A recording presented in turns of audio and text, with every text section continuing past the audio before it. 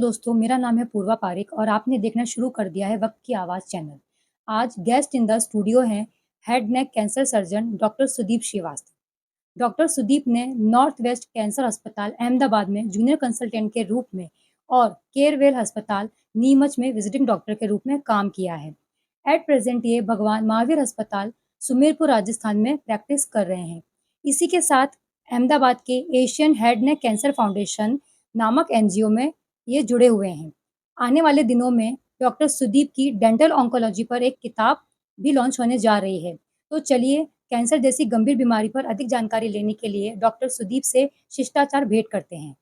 Sir, मैं ये पूछना चाहती हूँ कि आपने जो स्पेशलाइजेशन किया है मेडिकल में, आपने किस चीज़ में स्पेशलाइजेशन किया है? मैंने स्पेशलाइजेशन किया था मैक्सिलोफेशियल सर्जरी और सुपर स्पेशलाइजेशन किया था हेड नेक कैंसर सर्जरी। तो अभी मुंह, गले, इसके जितने भी कैंसर के ट्यूमर्स होते हैं उसकी सर्जरी के अंदर मैं एक्सक्लूसिव तो मतलब जैसे ये जो ओरल कैंसर है, ये मतलब आप हमें थोड़ा-सा बताइए ओरल कैंसर मतलब होता क्या है एक्चुअल में ये? था। बेसिकली कैंसर क्या होता है कि हमारे बॉडी के अंदर एक टेंडेंसी होती है कि जो पुराने सेल्स होते हैं वो गिरते हैं और नए सेल्स नीचे से बनते हैं। कैंसर क्या होता है कि जब हमारी बॉडी जो होती है उसके अंदर पुराने सेल ना गिर पाएँ और नए सेल बनते जाएँ, तो एक गुच्छा बन जाता है, एक गिठान जैसा बन जाता है। उसे हम कैंसर कहते हैं, जिसके ऊपर ऐसा ग्रोथ जिस पे कोई अंकुश ना हो, है ना? जिस पे कोई रिस्ट्रिक्शन ना हो। तो मुँह के अंदर अगर ऐसा कुछ होता है, तो वो कैंसर के फॉर्म में हम डायग्नोस करते हैं। उसके लक्षण ऐसे होते हैं कि कोई ऐसा छाला जो 2 हफ्ते से ज़्यादा भर ना रहा हो, कोई गले में कोई ऐसी गिठान जो फिक्स हो गई हो, जिससे दर्द हो रहा हो, या बहुत समय से कोई छाला था उसके चलते बॉडी का वेट जो है वो लूज़ हो रहा हो, ऐसा छाला जिसको छूते ही खून आ रहा हो। तो ये सब चीज़ें जो होती है ये कैंसर की तरफ एक इशारा करती जैसे कि आप मतलब बहुत से लोग होते हैं जो ये टैबेको वगैरह खाते हैं, तम्बाकू वगैरह, तो क्या उन सभी में मतलब ये चांस होते हैं कि उनको कैंसर हो सकता है या कुछ में ऐसा होता है? है। देखिए ये तो ऐसा है कि मतलब आप गाड़ी चलाइए हेलमेट पहन के। अगर आप हेलमेट नहीं पहनेंगे तो ऐसा नहीं है कि आपका एक्सीडेंट हो जाएगा, फूट जाएँगे। लेकिन डेफ़िनेटली 70-80% चांसेस हैं कि अगर आपका एक्सीडेंट हुआ तो आपको हेड इंजरी होगी, डेथ हो सकती है। तो हम हेलमेट पहन के चलें, ये सबसे अच्छी चीज़ है। तो हमें जब पता है कि तम्बाकू, बीड़ी, दारू, किसी भी चीज़ का व्यसन करेंगे, 90 टू 95% कैंसर जो होता है वो इसी कारण होता है। बॉडी उस चीज़ को नहीं एक्सेप्ट कर पाती है, तो वो उसे कैंसर की रूप में बाहर निकाल के आपको बताती है कि भाई ये जो आपने किया है ये उसका ये परिणाम है। तो 90 टू 95% केसेस कैंसर के इसी के कारण होते हैं। बाकी के 5% केसेस जैसे एक ह्यूमन पैपिलोमा वायरस होता है, या हम लोग जैसे बाहर पॉल्यूशन के अंदर जा रहे हैं तो उससे भी सिगरेट हम जैसे धुआं लेते हैं तो वैसे ही पॉल्यूशन का धुआं लेते हैं, उससे फेफड़े का कैंसर होता है, स्वर पेटी का कैंसर होता है। तो ये सब चीज़ें 5% उसमें आती है, बट अदरवाइज जो बल्क है वो इसी कारण है कि आजकल जो सिगरेट है, बीड़ी है, पान मसाला है, ये सब सुपारी भी। जैसे कि आपने बताया कि कैंसर के जो भी विद ओरल कैंसर क्या होता है, इसके मतलब जैसे हमें शुरुआती लक्षण कैसे पता चलते हैं? शुरुआती लक्षण जैसे सबसे पहले तो अगर आपके मुंह में ऐसा कोई छाला है जो कि 2 हफ्ते तक भरा ना हो, तो एक कैंसर की तरफ वो इशारा करता है। या अगर मुंह में कोई छाला नहीं है, कुछ लोगों को डायरेक्ट गिठान आती है गले में कोई ऐसी गिठान हो रही है जो फिक्स हो गई हो, जो ढंग से, ऐसा नॉर्मली भी गिठानें होती है जो आप हिलाओ तो हिल सकती है, पर कुछ गिठानें ऐसी होती है जो एकदम फिक्स हो जाती है, तो वो टीबी की भी हो सकती है, वो कैंसर की भी हो सकती है। उसी के साथ अगर किसी व्यक्ति विशेष का वज़न 1 से 2 महीने के अंदर बॉडी वेट के 7% के आसपास गिर गया है, मतलब अगर 7 से 10%, जैसे मेरा 70 किलो वज़न है और मेरा अचानक से 1 से 2 महीने के भीतर 7 से 10 किलो गिर गया है, तो वो भी एक इंगित करता है कि कोई ऐसी बीमारी हो सकती है। चौथा, अगर आपके कोई ऐसा अल्सर है, ऐसा छाला है जो कि छूते ही ब्लीड करता हो, खून आता हो, तो वो भी एक कैंसर का इशारा होता है। मुँह का कम खुलना, जीभ का बाहर ना आ पाना, खाना खाते समय जब जलन करती है मुँह के अंदर अचानक से, वो नॉर्मल छालों में भी करती है, लेकिन हम उसे कैंसर से कैसे कंपेयर कर सकते हैं, फिर हम पेशेंट की हैबिट पूछते हैं। कि भाई आपकी कोई सुपारी की या तम्बाकू की हैबिट है। तो ये सब चीज़ें हमें कैंसर की तरफ इशारा करती हैं।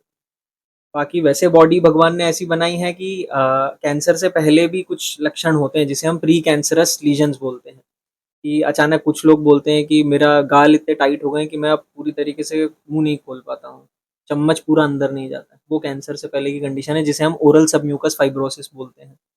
या बहुत तम्बाकू खाना, सुपारी खाना, उसको यहाँ कुछ लोग होंठ के निचले होंठ के आगे वाले हिस्से में भर लेते हैं, कुछ लोग गाल में दबा के रखते हैं, तो उस जगह पे सफ़ेद कलर की एक परत जम जाती है जिसे हम ल्यूकोप्लेकिया बोलते हैं।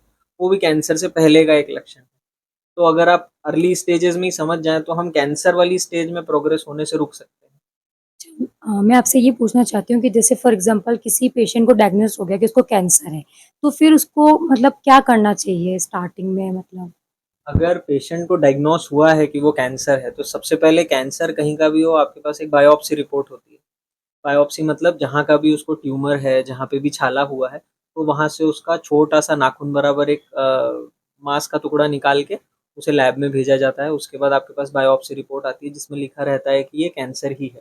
फिर उसके बाद अगर जैसे मान लीजिए मुँह का कैंसर है, तो आप मुँह के कैंसर के सर्जन जो होते हैं, हेड नेक कैंसर स्पेशलिस्ट जो होते हैं, आप उनसे मिलिए। उसके बाद वो आपको सीटी स्कैन या एमआरआई जो भी उनको उस समय ज़रूरत रहेगा, वो करवाएँगे। उसके बाद वो लोग ये पता करेंगे कि बीमारी कितनी फैली है, वो आपको समझाएँगे कि आपको सेक और कीमो से ही काम चलेगा या सर्जरी करना है या तीनों देना पड़ेगा। वो उस पे निर्भर करता है। पर ऐसा नहीं है कि कैंसर का आज इलाज नहीं है, कैंसर का इलाज है, पर किसी भी बीमारी में अगर आप stage 1, stage 2, stage 3 even stage 4 पे भी इलाज है। आप अगर जल्दी आते हैं तो आपका इलाज ज़्यादा अच्छा होगा, अगर आप लेट आते हैं तो आपका इलाज उतना ही फिर कॉम्प्रोमाइज़ होता जाता है। मतलब मैं आपसे एक चीज़ ये पूछना चाहती हूँ कि जैसे जो अपन कैंसर सुनते हैं, जैसे ब्रेस्ट कैंसर है, सर्वाइकल कैंसर है, इनमें स्टेजेज़ होती हैं, तो इनमें भी स्टेजेज़ होती हैं ये सब? सभी सभी तरीके की कैंसर के अंदर स्टेजेस होती है। डिपेंड करता है बीमारी कितनी फैली है, अंदर भी और बाहर भी, उस हिसाब से स्टेजिंग होती है। तो मैं अगला मेरा क्वेश्चन आपसे ये है सर कि जैसे अगर आप किसी को कैंसर है, तो आप ऑपरेट वगैरह कहाँ करते हैं? मतलब आप आपकी जो सर्विसेज़ हैं, कहाँ पे आप देते हैं? भगवान महावीर हॉस्पिटल सुमेरपुर पाली ज़िले के अंदर आता है, सिरोही के पास पड़ता है। मैं अभी वहीं पे कार्यरत हूँ। वहाँ पे हम लोग ट्रस्ट का हॉस्पिटल है और एक एनजीओ है Asian head neck cancer foundation. हम उस एनजीओ के माध्यम से और ट्रस्ट हॉस्पिटल के माध्यम से पेशेंट्स की जो राजस्थान के मरीज़ हैं, उनकी तो हम योजनाओं में ऑपरेट करते हैं, योजनाओं में सारी सर्जरी करते हैं जिससे कि हम मुफ़्त में उनको अच्छा इलाज, बेहतर से बेहतर इलाज दे सकें। और जो राजस्थान से बाहर के जो हमारे पेशेंट्स होते हैं, जैसे गुजरात से जो आते हैं या मध्य प्रदेश से जो आते हैं, तो हम उनका बहुत ही नॉमिनल रेट पे अपने ट्रस्ट हॉस्पिटल और एनजीओ की मदद से हम लोग इलाज करते हैं।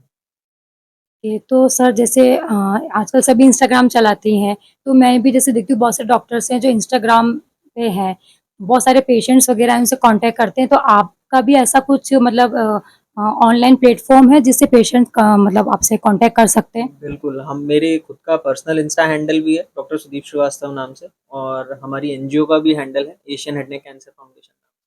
किसी को कोई भी क्वेरी होती है तो डायरेक्टली मुझे या एनजीओ के इंस्टा पे मैसेज कर सकते हैं, उसके हिसाब से फिर हम लोग उन्हें रीच आउट। सर जैसे कि कैंसर के बारे में बहुत सारे लोगों को ये रहता है कि जैसे फॉर एग्जांपल किसी के घर में डिटेक्ट हो गया कैंसर, तो वो लोग सबसे पहले ये सोचने लग जाते हैं कि कैंसर डिटेक्ट हुआ है, कैसे क्या होगा, क्या नहीं, मतलब किस तरीके से हम जो घर में जिसको कैंसर है उसको सर्वाइव करें, क्योंकि कॉस्ट भी बहुत ज़्यादा होती है इसके ट्रीटमेंट की। तो आपने जो भी कुछ जो योजनाएँ बताई हैं, जो ट्रस्ट वगैरह हैं, वो आप कैसे डील करते हैं? मतलब उसमें कितना परसेंट तक जो पेशेंट्स हैं, उनको हेल्प मिलती है? बात तो सही है, कैंसर काफ़ी महँगा इलाज तो है ही सही।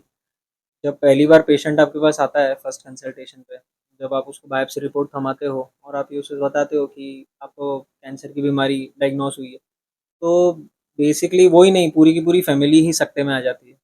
और पेशेंट अगर उस टाइम एक ओनली ब्रेड विनर है फैमिली के लिए या ओनली कमाऊ पर्सन है फैमिली का, तो उसके दिमाग में बीमारी नहीं चलती, उसके दिमाग में खुद के बारे में नहीं चलता, उसके दिमाग में सबसे पहले ये आता है कि मैं क्या प्रॉपर्टी बेचूँगा, मैं कौन-सी ज़मीन बेचूँगा कि मेरे पास इतना पैसा आएगा कि मैं इलाज करवा सकूँ, और वो भी खुद के लिए नहीं, आगे क्योंकि वापस कमाना है, बच्चों को देखना है। वाइफ को देखना है, फैमिली को देखना है, माँ पिताजी को देखना है। तो ऐसे में कैंसर डेफिनेटली बहुत महंगा होता है ट्रीटमेंट। बट ये है कि उसके लिए जैसे हमारी सरकारी योजनाएं जो हैं वो बहुत हेल्प करती है। प्राइवेट हॉस्पिटल्स में, कुछ प्राइवेट हॉस्पिटल्स में नहीं चलती हैं वो योजनाएं, बट राजस्थान के अंदर जैसे भामाशाह योजना है जो कि अभी जन आधार और चिरंजीवी योजना के नाम से चलती है, तो उसमें हम लोग ऑपरेट करते हैं कि सरकार की तरफ से उन पेशेंट्स को एक बहुत बड़ा तोहफा है जो उस तबके से नहीं आते जो अपने ऊपर इतना पैसा खर्च कर सके। तो वो प्लस हम जिस हॉस्पिटल में काम करते हैं वहाँ पे राजस्थान के पेशेंट्स के लिए डेफिनेटली योजनाओं में काम होता है। बाकी जो दूसरी स्टेट से आते हैं, जैसे मैं खुद मध्य प्रदेश का हूँ, तो मेरे वहाँ से भी पेशेंट्स आते हैं। तो इंदौर, नीमच, रतलाम सब जगह से पेशेंट्स आते हैं। तो वो पेशेंट्स का हम लोग काफ़ी रियायती दर पे करते हैं। जैसे एक मेरा ही पेशेंट था, इंदौर से आया था, उसको एक काफ़ी रेयर ट्यूमर था, अमीलोब्लास्टोमा था, निचले जबड़े का, मैंडिबल जिसको बोलते हैं। तो उसको जब हमने ऑपरेट किया था तो उसको पहले अहमदाबाद, इंदौर वो सब जगह घूमा था। उसे operation cost around 4 to 5 lakh की दी थी। हमारे पास वो ऐसे ही आया था कि मेरा ऑपरेशन हो सकता है कि नहीं, क्योंकि मैं नीमच में भी पेशेंट्स देखता हूँ, तो वो नीमच में आया था ओपीडी पे। तब मैंने उसे देख के बताया था कि मैंने कहा आपका ऑपरेशन हो जाएगा और इतना पैसा भी नहीं लगेगा। उस टाइम मुझे भी नहीं पता था कि कितना खर्चा होगा, उसका क्या होगा, पर हॉस्पिटल ने भी अपने चार्जेस काफ़ी कम किए थे। हमारे एनजीओ से भी उन्हें काफ़ी सहायता मिली। तो अराउंड 75 to 80,000 के अंदर उनका हमने पूरा ऑपरेशन किया था, and he is fine till date.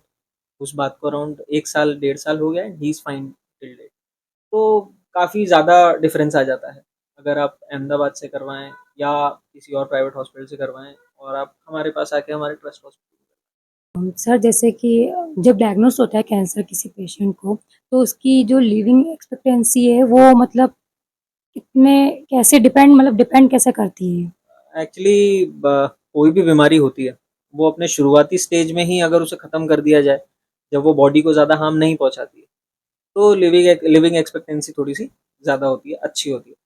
Bye books अगर मैं जाऊँ तो स्टेज 1 का जो कैंसर होता है उसकी लिविंग एक्सपेक्टेंसी 100% होती है कि आपने सर्जरी करवा ली और आप बच गए, तो 100% चांसेस है कि you will be living a normal life. अगर आप स्टेज 2 पे एंटर करते हैं तो 90 to 95% लिविंग एक्सपेक्टेंसी, 3 पे 80%, 4 पे फिर वो कम होके 60-70% तक जाती है, बट तब भी 50% से ज़्यादा है। प्लस ये हमारे लिए इसलिए सकारात्मक है क्योंकि आप स्टेज 4 पे आ रहे हैं और उसके बाद भी आपकी लिविंग एक्सपेक्टेंसी 60 to 70% अगर हो रही है, तो इट इज़ गुड। दूसरी चीज़, ना मैं भगवान हूँ ना कोई, तो कोई ये कभी नहीं बता सकता कि कौन सा पेशेंट कितना जिएगा।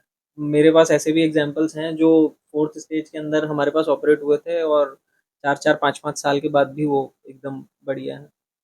और ऐसे भी कुछ किस्से हैं कि स्टेज 1 पे ऑपरेट हुए थे और वो किसी और बीमारी के कारणवश चले गए या उन्हें वापस कैंसर आ गया। तो हम इसके बारे में ज़्यादा कुछ कमेंट नहीं कर सकते, बट बाय बुक्स जो है वो मैंने आपको बताया। सर एक है ना क्वेश्चन है मेरा कि जैसे बहुत कुछ लोग हैं या जैसे मेरे रिलेटिव्स भी हैं जैसे जिनको एक बार कैंसर हो गया है, हो चुका है, उनको ऑपरेट भी हो गया, थेरेपी भी हो गई है उनकी कीमो, पर उनको वापिस हो जाता है, तो ये इसका मतलब रीज़न क्या है? मतलब कैंसर जड़ से कभी खत्म नहीं होता या मतलब कुछ उसका अदर कुछ ऐसा वो है? इसमें क्या होता है, जैसे अगर मैं केवल मुंह के कैंसर की बात करूँ, तो मान लीजिए मैं 20 साल से तम्बाकू खा रहा हूँ या 20 साल से मैं सिगरेट पी रहा हूँ, मुझे अचानक इस गाल पे कैंसर हुआ। अब मैंने जब तम्बाकू खाई थी तो वो इस गाल से भी खाई थी, जीभ से भी खाई थी, तालू से भी खाई थी, सब जगह से खाई थी। तो अगर इस गाल में मुझे कैंसर हुआ है तो उतनी ही प्रोबेबिलिटी इस गाल की भी होने की है, उतनी ही प्रोबेबिलिटी जीभ पे भी होने की है। तो कैंसर वापस आ सकता है। दूसरी चीज़, अगर एक बार मुझे कैंसर हुआ है that means my immunity was not fit to fight a disease like cancer. मतलब मेरी रोग प्रतिरोधक क्षमता इतनी अच्छी नहीं थी कि वो मैं कैंसर से फाइट कर सकूँ।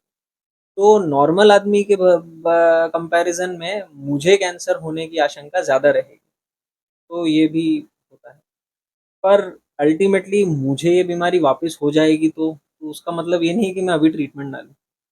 हमें इस मामले में प्रेज़ेंट में, वर्तमान में सोचते हुए आगे बढ़ना चाहिए कि अगर ट्रीटमेंट ऑप्शन हमारे पास अवेलेबल है, तो हमें उसका ट्रीटमेंट लेना चाहिए। That is it. हम फ्यूचर नहीं सोच सकते। सर मैं सबसे पहले तो आपको थैंक यू बोलना चाहती हूँ कि आप ये हमारे चैनल पर आए, आपने आप लोगों से जुड़े, आपने जो भी कैंसर के बारे में इन्फॉर्मेशन थी, जो नॉलेज थी, वो लोगों तक पहुँचाई। मैं आपके उज्जवल भविष्य की कामना करती हूँ। Thank you so much. तो ये थे डॉक्टर सुदीप, जिन्होंने वक्त की आवाज़ स्टूडियो के मन से हमें बताया कि कैंसर डिटेक्ट होने के बाद कैंसर स्टेजेस के हिसाब से मरीज की लाइफ एक्सपेक्टेंसी क्या हो सकती है। ऐसी तमाम जानकारियों से हमें आज कैंसर के बारे में जागरूक होने का मौका मिला। आप सभी का वीडियो के अंत तक जुड़े रहने के लिए बहुत बहुत धन्यवाद। अगली वीडियो में मिलते हैं समाज के बेहतरीन डॉक्टर्स के साथ, ताकि हम आपको कैंसर जैसी अलग अलग और गंभीर बीमारियों से अवगत करा पाएं। जय हिंद, जय भारत, जय श्री राम। कोटा फाइन एसोसिएट्स लेकर आया है आपके 2 व्हीलर और 4 व्हीलर वाहनों के लिए श्रीराम जनरल इंश्योरेंस और टाटा इंश्योरेंस जैसी विश्वसनीय कंपनीज की सेफ और गारंटेड इंश्योरेंस पॉलिसी। वक्त क्या उसका कूपन कोड वक्त 500 इस्तेमाल करके प्रीमियम पर पाएं लगभग 500 रुपए की भारी छूट एवं आकर्षक गिफ्ट। तो भैया सोच क्या रहे हो, चलो फटाफट से कॉल लगाओ 9829035264 पर और पाओ बेहतरीन इंश्योरेंस पॉलिसीज घर बैठे।